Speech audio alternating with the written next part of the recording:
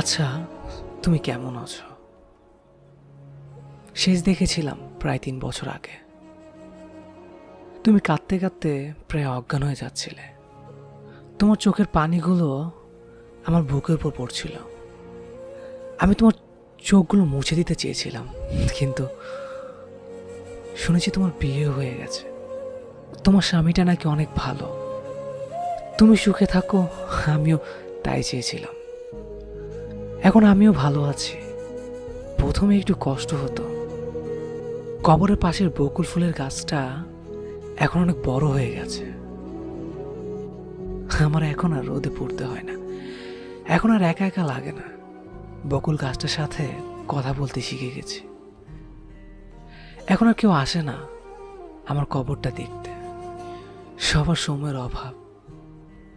তুমিও দেশ ছেড়ে চলে গেলে স্বামীর সাথে।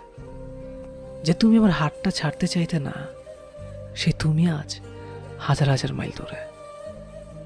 অনেক মিস করি তোমায়, তোমার আমার স্বপ্নগুলোকে। এখনো তোমায় আগের মতোই ভালোবাসি। I love you, I love you so much.